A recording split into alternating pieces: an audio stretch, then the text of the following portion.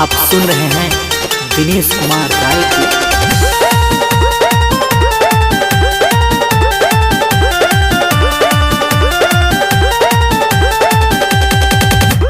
सैया होलिए मेला टच चोलिया पिन्ह के बड़ा मन करता। सैया होलिए मेला टच चोलिया पिन्ह के बड़ा मन करता।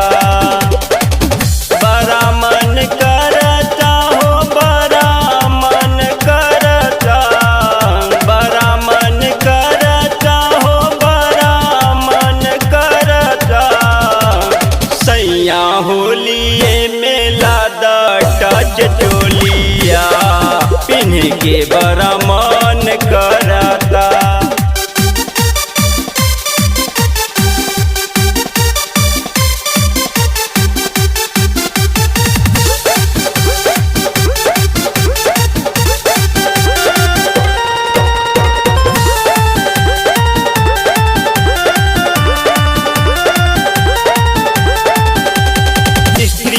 टच चोलिया के मन बड़ा भावे।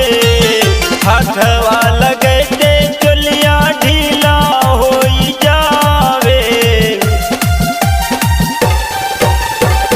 स्क्रीम टच चोलिया में मन बड़ा लागे।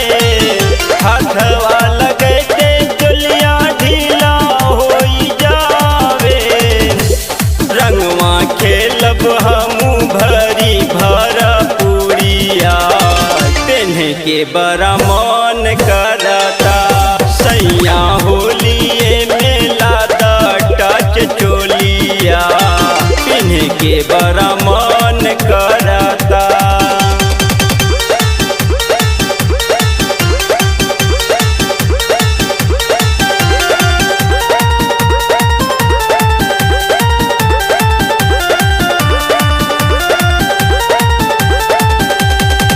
जाई जाई राजा जी कुर्सेला बजर जाई।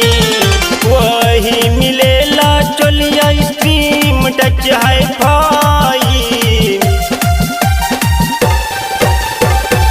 जाई जाई राजा जी कुर्सेला बजर जाई।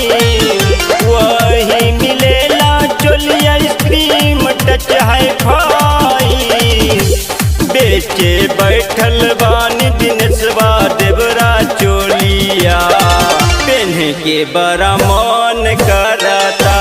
सैया होलिए मेला टच चोलिया पिन्ह के बड़ा मन करता। बड़ा मन करता हो बड़ा मन करता। बड़ा मन करता हो बड़ा मन करता। सैया होलिए मेला टच चोलिया पिन्ह के बड़ा मन करता।